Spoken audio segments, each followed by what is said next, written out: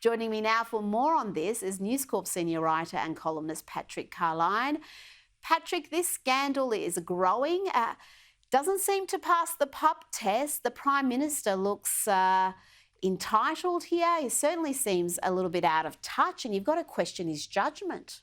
The optics are terrible. I think this story, as you've suggested, is just starting. It's going to get worse and worse and worse for Albanese. I think we were looking at that press conference today. He's been very unconvincing in his responses. The devil is in the detail, as Joe Aston was saying there before. Was he Transport Minister and was he soliciting Alan Joyce personally to get benefits? Or Qantas personally, Yes. whether, if you're in the chairman's lounge, you probably have got a special phone number you can call where you get very good service. That's right, yes. I know certainly Platinum members have access to a different phone line. So even if it wasn't going directly to Joyce, if it was going to anybody at Qantas Yes. seeking this upgrade...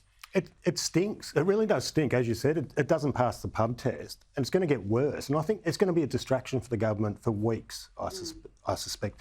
And I think if you jump 3 steps ahead, you might actually be wondering whether the ALP wants Anthony Albanese to lead the party into the next election. I mean, it's just distraction after distraction. Well, the sense of entitlement that it portrays also is really quite ugly, because it just shows he's completely out of touch with the average Australian.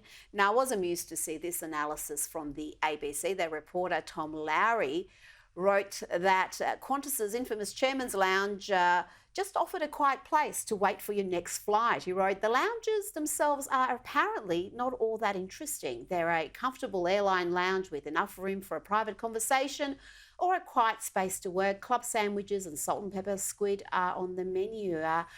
Patrick, that sounds like the musings of a man who has never been in the chairman's lounge. Let me tell you, comparing it to a regular business lounge is like comparing a bottle of Grange to cask wine. It is a special thing. And should Qantas be able to use the chairman's lounge, every MP gets membership to... it's essentially an influence buying exercise, isn't it? That's right. Look, I've been in the chairman's lounge once, I think, in my life. I was with 2 very public figures. I looked around the room and I was the most anonymous person in the room by a mile. It is a very important... Look, it is a space where very powerful people meet. It is very good for networking. It is very good for, seeing people and talking about things privately in a way that does sort of... It does get brought in the question, doesn't it? I mean, it sounds too cosy. It sounds way too cosy. And the experience is just so much superior to what else is out there, and so exclusive, invitation only. And it must have an impact. But Qantas wouldn't be spending that money and they wouldn't have that sort of largesse for no influence, for no power. There must be a payback somewhere along the way. And you look at what happened to Qatar Air last year. They wanted to bring more flights in.